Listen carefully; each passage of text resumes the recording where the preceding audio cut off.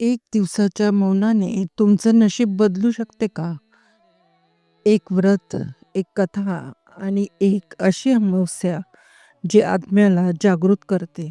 आज जाणून घेऊया मौनी अमावस्येचे गूढ रहस्य. मौनी अमावस्या हा सर्वात पवित्र अमावस्यापैकी एक दिवस मानला जातो, जो आंतरिक शांती, आत्मशिस्त आणि आध्यात्मिक शुद्धीकरणाच्या शोधात आहे. त्याच्यासाठी या दिवसाचे महत्त्व अतिशय गहन आहे. आजही लोक मोठ्या प्रमाणात शोध घेतात. मौनी अमावस्येचा अर्थ, मौनी अमावस्येचा उगम, मौनी अमावस्या महत्त्वाची का आहे? कारण मौनी अमावस्या हा केवळ विधीचा दिवस नाही, तो आहे आत्मनिरीक्षण, मौन आणि उच्च जागृतीचा मार्ग. मौनी शब्दाचा अर्थ, मौनी हा शब्द संस्कृतमधील मौन या शब्दापासून आला आहे, ज्याचा अर्थ आहे शांतता आणि स्थैर्य. आणि अमावस्या म्हणजे अंधार, स्थिरता, आत्मचिंतनाचे प्रतीक असलेला नवचंद्राचा दिवस. म्हणूनच मौनी अमावस्या म्हणजे बाह्य जग शांत करून अंतर्मन ऐकण्याचा दिवस. मौनी अमावस्येचा आध्यात्मिक हेतू, हा दिवस विशेषतः समर्पित आहे वाणी आणि मनाचे मौन, इंद्रियांवर नियंत्रण, गहन चिंतन, आत्मजागरूकता, ऐहिक विचलनापासून अलिप्तता.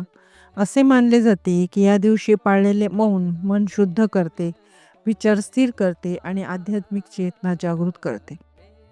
मौनी अमावस्येचा उगम ऋषी परंपरा आणि प्राचीन योगिक साधनेशी जोडलेला आहे.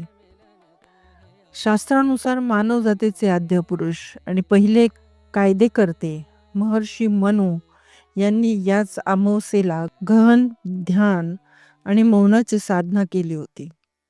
त्यामुळे हा दिवस मौनी अमावस्या म्हणून ओळखला जाऊ लागला. या दिवशी तपश्चर्या केल्यास व्यक्ती वैश्विक ऊर्जाशी एकरूप होतो, असे ऋषी सांगतात. मौनी अमावस्या व्रतकथा. प्राचीन काळी कांचीपुरी नावाच्या नगरात देवस्वामी नावाचा धर्मात्मा ब्राह्मण होता. त्याची पत्नी धनवती, त्यांना 7 मुलगे आणि 1 मुलगी होती. मुलीचं नाव होते गुणवंती. गुणवंती विवाहयोग्य झाल्यावर कुंडली दाखवली असता ज्योतिषाने सांगितले, लग्न होताच ही मुलगी विधवा होईल. हे ऐकून संपूर्ण कुटुंब दुःखी झाले. उपाय सांगताना ज्योतिषी म्हणाले, सिंहल द्वीपात सोमा धोबीन नावाची एक महान पतिव्रता स्त्री आहे, तिचे पूजन केले तर हा दोष नष्ट होऊ शकतो. गुणवती आपल्या धाकट्या भावासोबत सिंहल द्वीपला निघाली. मार्गात समुद्र पार करता न आल्याने ते एका पिंपळाच्या झाडाखाली थांबले. त्या झाडावर गिधाडाचे घरटे होते.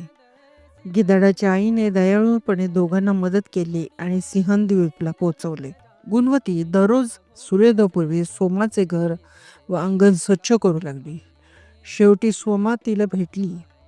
संपूर्ण कथा ऐकून ती म्हणाली, तुझ्या सौभाग्यासाठी मी नक्की येईन. विधी टळला नाही. लग्न होताच गुणवतीचा पती मृत झाला. तेव्हा सोमाने आपले सर्व पुण्य गुणवतीला दान केले आणि गुणवतीचा पती जिवंत झाला. मग सोमाच्या पती आणि मुलाचे प्राण गेले. परतताना सोमाने पिंपळाच्या झाडाखाली भगवान विष्णूंची पूजा केली आणि 108 प्रदक्षिणा घातल्या. त्या पुण्याच्या प्रभावाने घरी परतता सोमाचे पती आणि मुले जिवंत झाली. म्हणूनच असे सांगितले जाते की मौनी अमावस्येला ही कथा ऐकावी, 108 वेळा पिंपळ प्रदक्षिणा कराव्यात, भगवान विष्णू आणि महादेवांची पूजा करावी. हे व्रत केवळ इच्छापूर्तीचे नाही, तर आत्मशुद्धीचे व्रत आहे.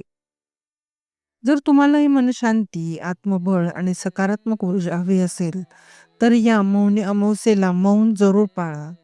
व्हिडिओ आवडला असेल तर लाईक करा. अशाच आध्यात्मिक कथा ऐकण्यासाठी सबस्क्राईब करा आणि हा संदेश भक्तांपर्यंत पोहोचवण्यासाठी शेअर करा. ओम नमः शिवाय.